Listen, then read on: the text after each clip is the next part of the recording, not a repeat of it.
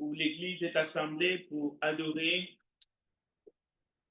en esprit et en vérité notre Dieu créateur, lui qui cherche des adorateurs qu'il adore en esprit et en vérité. Je me demande, et j'aimerais que chacun de nous se pose cette question, où sommes-nous ce matin? Où est-ce que nous nous tenons ce matin? Hommes ou femmes? Dans quel point sommes-nous? Dans Lévitique chapitre 16, l'Éternel dit à Moïse, parle à ton frère Aaron, afin qu'il n'entre pas en tout temps dans les sanctuaires, au-dedans du voile, devant les propitiatoires qui est sur l'arche, de peur qu'il ne meure. Car j'apparaîtrai là. Dieu est en train de mettre Moïse en garde. Mais dans Hébreux chapitre 9, à partir du verset 1er, mais on peut lire jusqu'au verset 10. Et c'est dans cette partie que nous tirons le sujet de cet enseignement ce matin. C'est pour cela que vous pouvez prendre des notes et nous pouvons revenir là-dessus. Dans Hébreux chapitre 9, le titre de cet enseignement, c'est « Le temps de réformation est fini ».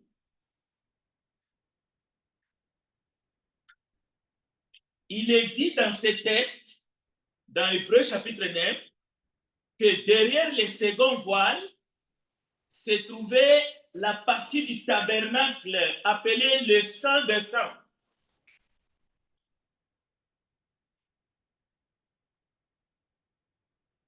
Mais nous savons que dans Matthieu chapitre 27, verset 5, la Bible dit, et voici, le voile du temple se déchira en deux depuis le haut jusqu'en bas. La terre trembla, les rochers se fondirent. Nous avons les uns et les autres accès auprès du Père dans un même esprit. Et nous venons d'entendre la lecture de ce matin de manière solennelle qui nous a été faite par les frères Kerli. Les uns les autres. C'est pour cela que je voudrais que chacun se pose la question. Où te tiens-tu ce matin? En d'autres termes, ne reconstruisons pas le mur. Il ne faut pas reconstruire le voile qui a été déchiré. Il n'y a pas de voile dans cette salle. Où te tiens-tu ce matin, homme ou femme? Où qu'es-tu venu faire?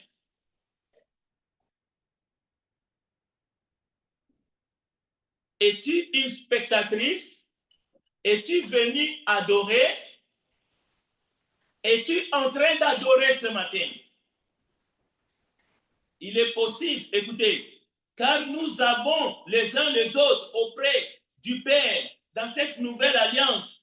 Nous avons accès dans un même esprit.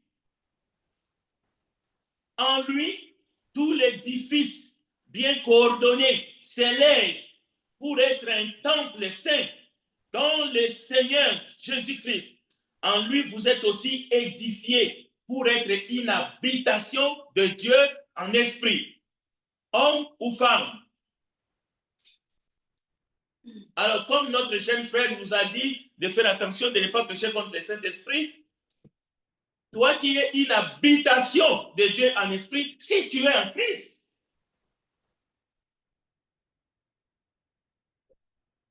toi qui es appelé à offrir des sacrifices vivants, saints, alors qu'avant tu ne pouvais pas les faire. Dans les temples anciens, dans l'ancienne alliance, tu ne pouvais pas t'approcher. Parce que tu étais une femme. Mais il y avait d'autres hommes aussi. Nos juifs incirconcis qui ne pouvaient pas non plus s'approcher. Votre corps est le temple du Saint-Esprit, que vous soyez homme ou femme, si vous êtes en Christ. Maintenant, ceux qui s'ignorent, ceux qui ne savent pas s'ils sont hommes ou femmes, je m'abstiens. Je n'ai aucun message pour eux. Écoutez, dans Hébreux chapitre 10, verset 19 à 22, nous avons au moyen du sang de Jésus un libre entrée dans le sanctuaire. Écoutez bien. Moïse devrait dire à Aaron de ne pas entrer tout le temps dans le sanctuaire, de peur qu'il ne meure. Mais nous avons, Hébreux chapitre 10, verset 19 à 22, écoutez bien. Nous avons au moyen du sang de Jésus un libre entrée dans le sanctuaire. Par la route nouvelle et vivante qu'il a inaugurée par son sang. Et maintenant, tu te poses la question, si tu peux venir lire la Bible ici devant.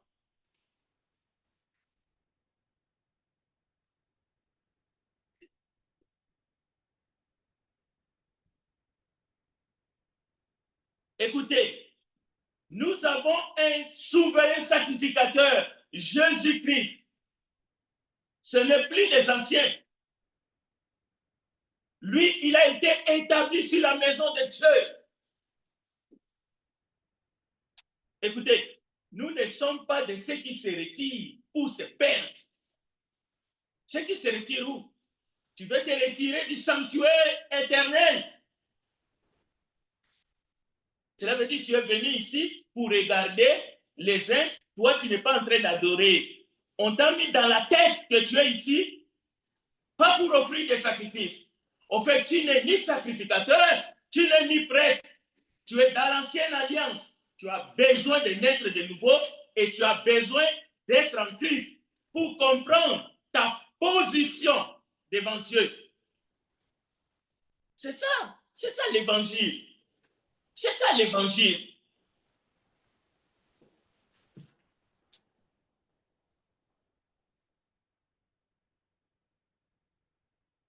Il n'y a plus ni homme ni femme.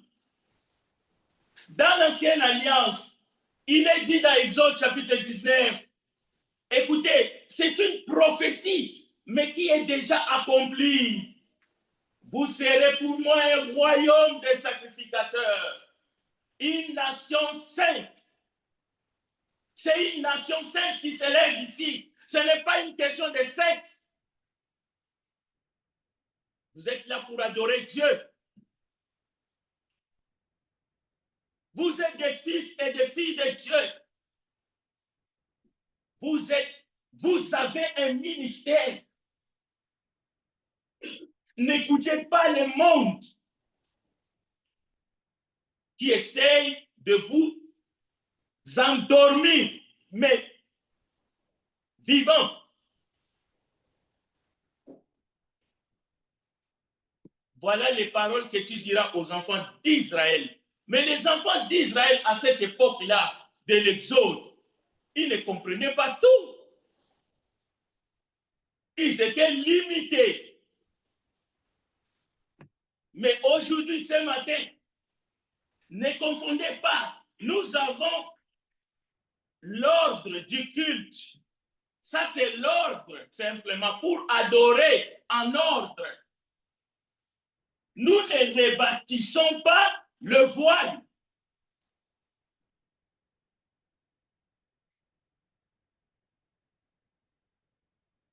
Nous ne faisons pas ce que les pères anciens, les fausses interprétations. Je vais vous donner. Il y a un père qui a dit, Tertullien, la femme, c'est la porte du diable. Mais il y en a qui ont encore ça dans leur tête. Ils ont des chaînes.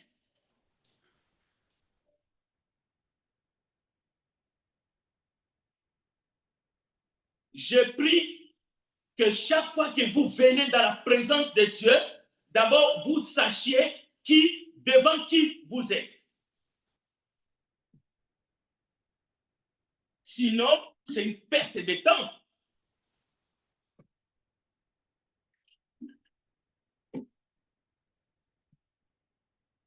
À celui qui nous aime, qui nous a délivrés de nos péchés par son sang et qui a fait de nous un royaume de sacrificateurs. Pour Dieu son Père, à lui soit la gloire et la puissance au siècle des siècles.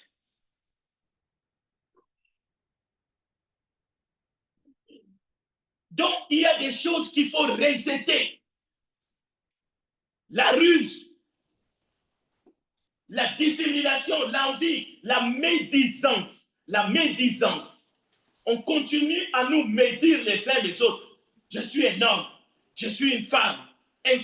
Qui es-tu, toi? Mais pas dans les sacerdoces. Dieu te donne les sacerdoces alors que tu n'avais pas accès avant. Dieu te donne le royaume.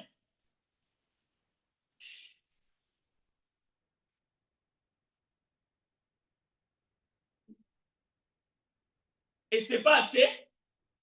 Ce n'est pas assez. Tu veux quoi de plus? Il te donne les sacerdoces, ni plus ni moins. Il te donne le royaume. Il fait de toi un sacrificateur, que tu sois un homme ou une femme. Dans l'ancienne alliance, attention, tu vas mourir.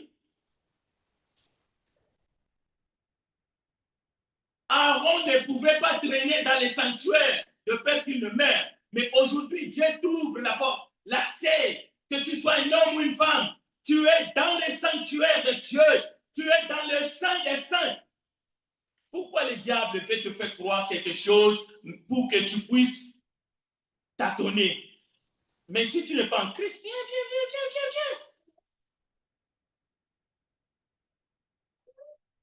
La Bible dit, approchez-vous de lui, pierre vivante, rejetée par les hommes, mais choisie et précieuse devant Dieu. Vous êtes précieux, vous êtes précieuse devant Dieu. Je ne suis pas plus précieux que toi, madame. Nous sommes tous précieux, précieuses devant Dieu. C'est écrit 1 Pierre chapitre 2, verset 4. Nous avons été choisis devant Dieu. Et vous-même, comme des pierres vivantes, édifiez-vous pour former une maison spirituelle, un saint sacerdoce, afin d'offrir des victimes spirituelles agréables à Dieu par Jésus. Donc, si tu n'es pas en train de le faire, c'est peut-être parce que tu n'es pas encore en Christ. Il faut que tu meurs et que tu ressuscites avec lui à travers les eaux du baptême pour que tu commences à offrir des sacrifices spirituels devant Dieu par Jésus-Christ. Il n'y a pas de compétition. L'ordre temporaire, lorsque nous nous réunissons, il ne faut pas que ça te cache. Il ne faut pas que ça devienne une sorte de voile pour toi. Il ne faut pas que tu t'apitoies. Nous les hommes, si nous sommes les hommes pour rebâtir ce que Christ a détruit, nous sommes bons pour la faire. Et notre place n'est pas dans la maison de Dieu. Écoutez, vous au contraire, vous êtes une race élue, un sacerdoce royal, une nation sainte, un peuple acquis, afin que vous annonciez les vertus de celui qui vous a appelé des ténèbres à son admirable lumière. Qui va annoncer, qui ne va pas annoncer? Qui n'a pas été appelé des ténèbres à son admirable lumière? Tous ceux seuls qui sont appelés des ténèbres à son admirable lumière doivent annoncer. Vous qui n'étiez pas un peuple maintenant, êtes le peuple de Dieu. Vous qui n'aviez pas obtenu miséricorde, maintenant vous avez obtenu. Mais continuons. Nous avons le ministère, 2 Corinthiens chapitre 5, verset 16, si quelqu'un est en Christ, si quelqu'un, c'est qui le quelqu'un? Ça peut être un homme ou une femme, sûrement. Et on ne peut pas se tromper là-dessus. Écoutez, si quelqu'un est en Christ, il est une nouvelle créature. Et tout cela vient de Dieu, qui nous a réconciliés avec lui par Christ. Il nous a donné le ministère de la réconciliation. Alors, messieurs, la femme a le ministère de la réconciliation. C'est écrit.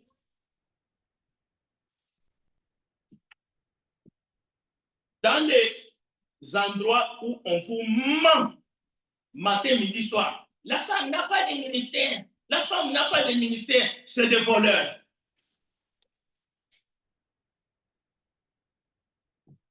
Écoutez, est-ce qu'une femme peut venir lire la Bible ici devant? Oh mon Dieu! C'est quoi encore? On veut diviser l'Église, on veut créer une division entre les hommes et les femmes. Ça, ce n'est pas une question. Écoutez, toutes choses sont devenues nouvelles. Car Dieu était en Christ réconciliant le monde avec lui-même et n'imputant point aux hommes leurs offenses. Mais il nous a donné la parole de la côte. Écoutez, nous faisons donc les fonctions d'ambassadeurs pour Christ. Et là encore, je l'ai déjà dit plusieurs fois encore ici, nous sommes des ambassadeurs pour Christ. Les femmes sont des ambassadeurs pour Christ. Ce n'est pas un ministère. Si ce n'est pas un ministère, un ambassadeur, c'est quoi? Même dans le monde, même un bébé, un jeune qui est en 3e, 4e année primaire, il peut savoir qu'une ambassade, c'est un ministère. Mais voilà des gens, 25 ans, il est là tous les jours. Mais écoutez, c'est écrit là, le verset 20.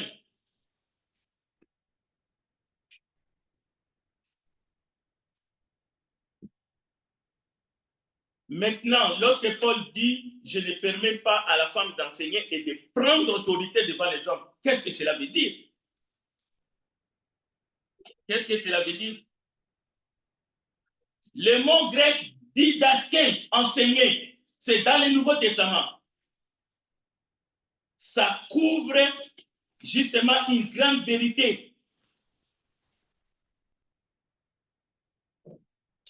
Tu peux donner une instruction formelle, mutuelle. Tu peux instruire. Mais tu peux instruire la doctrine et proclamer la bonne nouvelle, mais avec autorité. Il y a deux choses. Enseigner avec autorité, c'est deux choses. Et devant les hommes.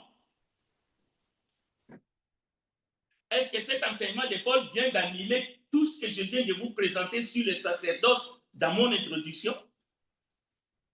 Est-ce que l'enseignement de Paul, ici, inspiré,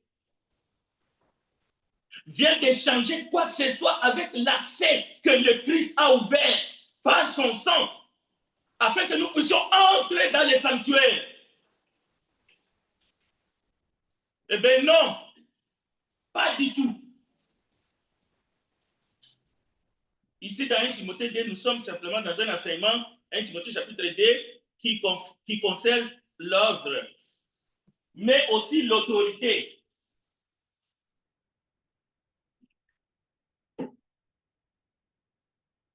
Mais l'enseignement avec autorité devant les hommes. Mais il y a un autre terme grec, didasko, qui a un sens strict, c'est-à-dire donner des directives, ordonner, décider, commander. Voilà ce que Paul est en train de dire. Parce qu'il n'y a pas l'ordre seulement dans l'Église, il y a l'ordre aussi dans la famille, il y a l'ordre dans la nature. Bon, je vais dire un mot, l'ordre dans la famille. L'autorité parentale, c'est une autorité partagée. Qui dit autorité, ça dit le pouvoir. La femme a l'autorité parentale, comme l'homme. Et cette autorité n'est pas donnée par les gouvernements, c'est le Dieu Tout-Puissant Donc, l'homme et la femme doivent exercer l'autorité parentale pour bien élever et bien éduquer leurs enfants. C'est une autorité partagée. Mais nous sommes dans la famille. Donc, mais il y a l'ordre. Il y a les responsabilités. Le mari doit aimer sa femme, il est le responsable et la femme doit être soumise à son mari. Mais encore une fois, mais les deux ont été créés en dignité et en statut égaux devant Dieu. Mais en Christ, je ne vais pas revenir. Le texte est clair. En Christ, il n'y a plus ni homme ni femme. Il n'y a pas un esprit d'un homme, un esprit d'une femme. Qui peut nier ces vérités-là? Qui peut dire que dans le cadre de la famille, l'homme a une autorité parentale supérieure à la femme? Rechercher quelque chose comme ça, c'est le patriarcalisme bidon. D'ailleurs, une femme qui ne joue pas son rôle dans la famille, qui perd son autorité parentale, même à l'égard des enfants, c'est un échec déjà. Parce que vous risquez de vous faire manipuler par les enfants. Et c'est ce qui arrive.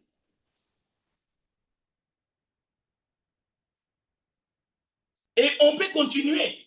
L'ordre dans la création. Plusieurs textes disent, Dieu a créé l'homme avant, la femme ensuite, ainsi de suite. Tout cela, mais ça ne vient pas faire de l'homme un bourreau. Au point de commencer à poser des questions, mais qui ne devraient même pas être posées dans un endroit où l'Esprit de Dieu agit. Et vous avez vu tout à l'heure, dans la première partie étude biblique, nos sœurs sont en train de lire la Bible allègrement.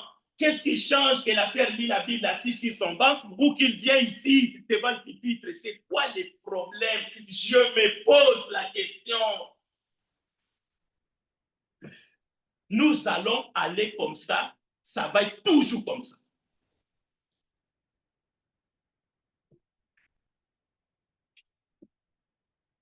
Écoutez, Paul ne permet pas à la femme de donner des directives, ordonner, décider, commander dans le cadre, pas seulement du culte, mais ça va plus loin.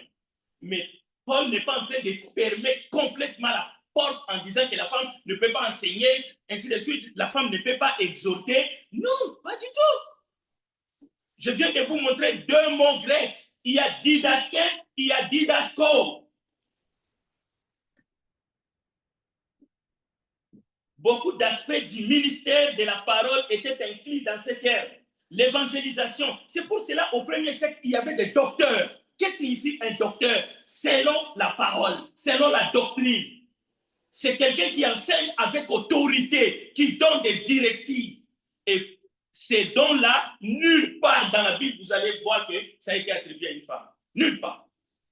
Maintenant, ça n'a rien à voir avec la doctrine du sacerdoce royal, où la femme adore, où la femme a accès aux lieux très saints. Ce n'est plus comme dans l'ancienne alliance. Donc ce matin, ce n'est pas seulement, non, la fête des mères, d'accord, la fête des mères. La fête des mères, ça n'a pas vraiment beaucoup d'impact dans ce que nous sommes en train d'attendre maintenant. Ce n'est pas à l'homme de dire à la femme son rôle dans le plan de la rédemption que Dieu a conçu. Les choses sont claires dans les Écritures.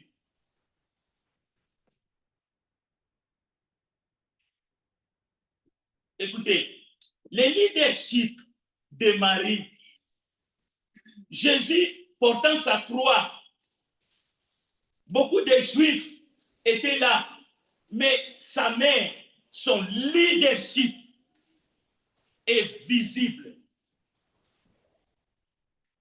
Près de la croix de Jésus se tenait sa mère et la sœur de sa mère, Marie, femme de Cléopâtre, et Marie de Magdala. C'est quoi le leadership? C'est quelqu'un qui fait des choses, qui marque, des choses dont on parle depuis des millénaires et qu'on suit, quelqu'un qu'on suit. C'est quelqu'un de charismatique, un visionnaire. Écoutez, parmi les dernières paroles de Jésus, écoutez, femme, voilà ton fils. Et la plupart des hommes qui ont mangé avec Jésus, qui étaient avec, n'étaient plus là. Il est au pied de la croix. Et le leadership de Marie de Magdala, très tôt le matin, il s'en alla à la tombe. Ça, c'est le leadership.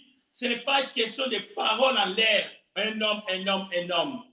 Mais un vrai dormeur. Un bébé spirituel. Écoutez, Jésus savait que tout était déjà consommé. Avant même de rendre son esprit, Jésus a adressé la parole. Il dit à un de dire, voilà ta mère. C'est clair, mes amis. Mes amis, quand je sais que le cœur des fidèles est troublé d'une manière ou d'une autre, je suis prêt à mettre tout de côté et à venir remettre les choses en ligne.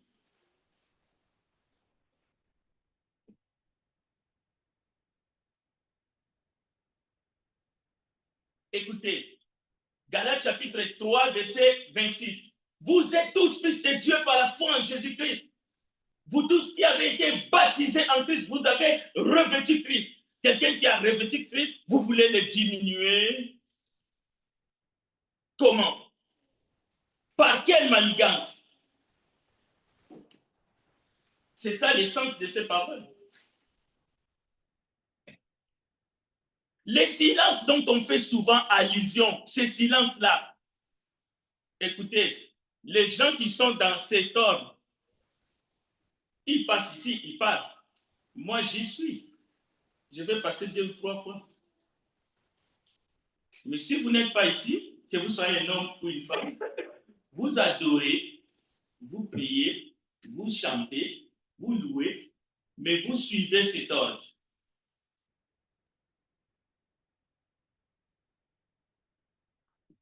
Luc chapitre 2, verset 48, un autre leadership. Quand ses parents le virent, ils firent saisir d'étonnement. Et sa mère lui dit, mon enfant, leadership d'une mère. Pourquoi as-tu agi de la sorte avec nous?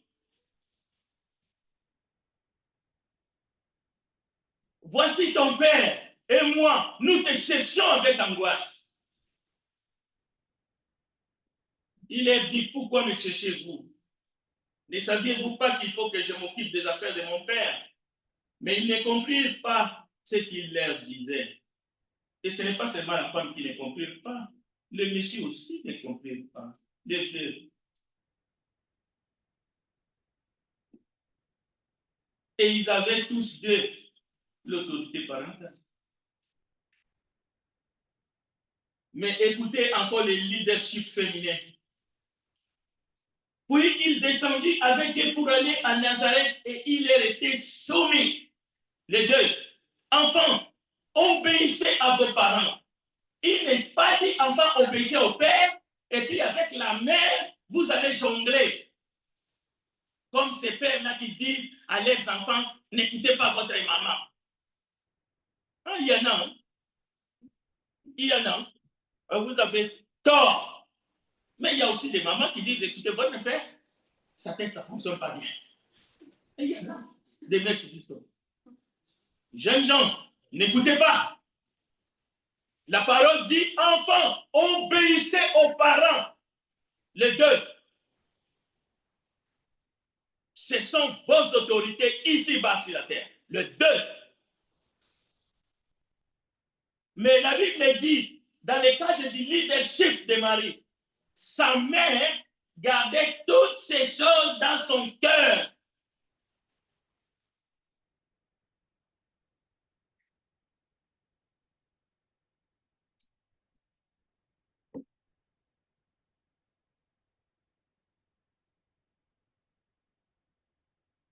Écoutez, il y a des choses beaucoup plus importantes.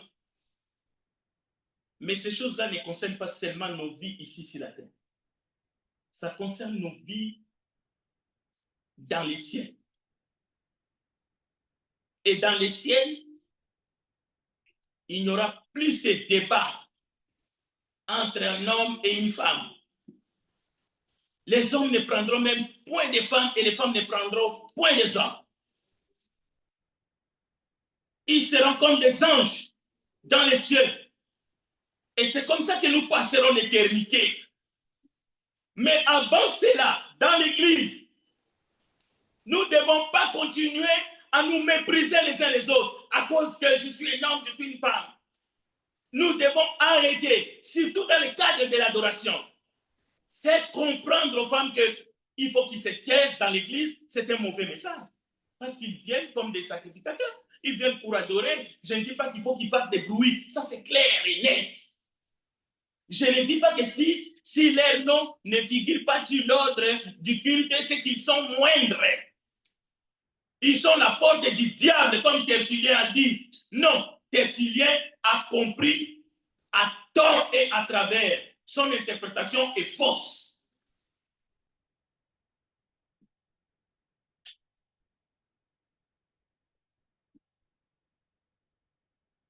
Le don du ministère, selon Éphésiens 4, verset 11, tous ceux qui sont cités, les prophètes, les docteurs, établis comme don du ministère pour gouverner, pour amener l'Église à la stature parfaite de Christ, le seul don du ministère. Tous ces dons,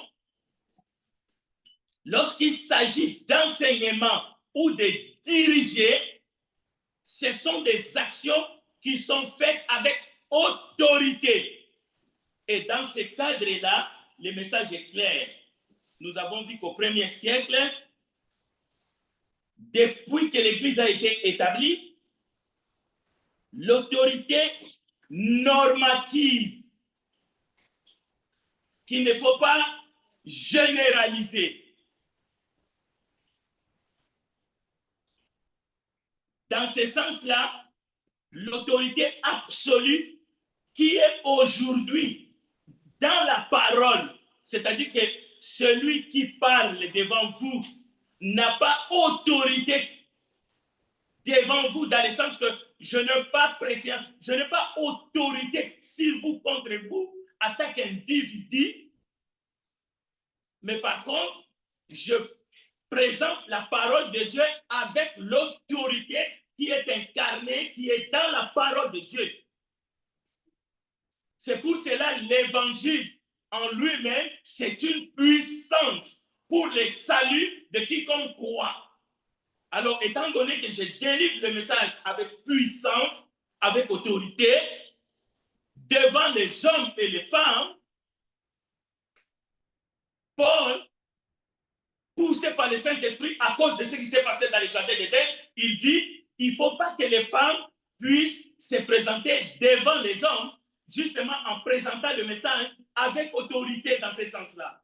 Mais il y a d'autres circonstances où la femme peut exhorter, où la femme peut enseigner, mais pas sous forme, pas en prenant autorité sur les hommes. Ça, c'est l'ainsi dit le Seigneur. Mais que ça soit précis. C'est pour cela qu'on appelait les docteurs, les enseignants de la parole. Avant que la parole de Dieu soit transcrite, que nous ayons la Bible, les docteurs faisaient autorité normative de la parole, parce que la Bible n'était pas encore écrite. C'est pour cela, Jésus dit à Nicodème, toi tu es docteur de la parole, mais dans l'ancienne alliance. Et Jésus était appelé docteur, parce que lorsqu'il parlait, sa parole lui-même était l'autorité. C'est pour cela qu'il disait, moi je vous dis, c'est ça l'essence des rabbis, qui veut dire maître. Mais aujourd'hui, on n'a plus de rabbis. C'est pour cela que je vous dis, après la prédication, racontez-moi dehors. Je n'ai aucune autorité sur qui que ce soit, même pas sur le passant. Mais lorsque je tiens la parole de Dieu et que je l'enseigne et que je le prêche à cause du don que j'ai reçu pour l'édification du corps. Attention, je parle avec autorité. Et cette autorité m'a été confiée. Je ne tergiverse pas. Je peux aller avec toi en douceur, avec la parole de Dieu jusqu'au bout. Prenez seulement 10 heures. Venez me voir. Dites-moi avant, on va planifier. On va rester 10 heures avec la parole. Nous irons de haut en bas, de l'intérieur, extérieur, avec toi. Avec autorité, mais avec respect. Je ne m'écarterai pas de la parole. Je ne dirai pas quelque chose pour te plaire. Jamais. Dès que je le fais, je cesse d'être le serviteur de Dieu. Alors ce matin, je voudrais dire aux hommes, comme aux femmes, aux jeunes, jeunes gens, jeunes filles, jeunes garçons,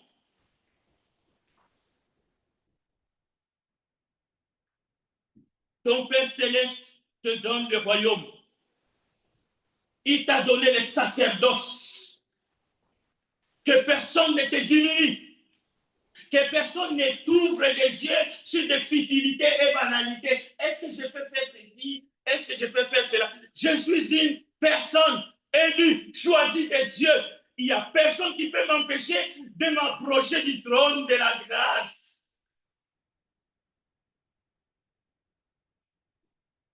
Donc tu n'es pas n'importe qui. Il n'y a qu'un seul médiateur, le Christ. Et lui, écoutez bien, il a ouvert la voie. C'est une voie nouvelle. Alors marche, marche, avance, progresse, intercède, loue, chante, offre des sacrifices vivants à Dieu. Vous voulez que je vous dise comment? Vous êtes des prêtres et des prêtresses.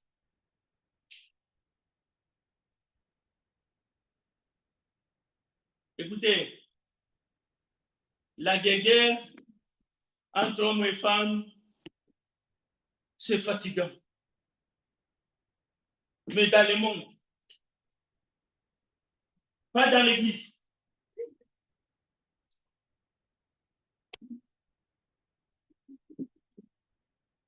Dans l'église, c'est clair.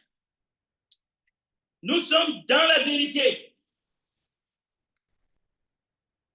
Les mères, les femmes peuvent s'adresser aux autres croyants, hommes et femmes, à travers les exhortations, l'édification, la consolation. 1 Corinthiens chapitre 11, versets 5 et 6.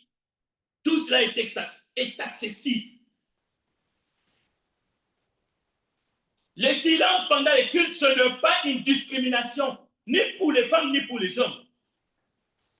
La parole de Dieu dit clairement depuis les prophètes, silence devant l'Éternel. Ce n'est pas quelque chose de nouveau.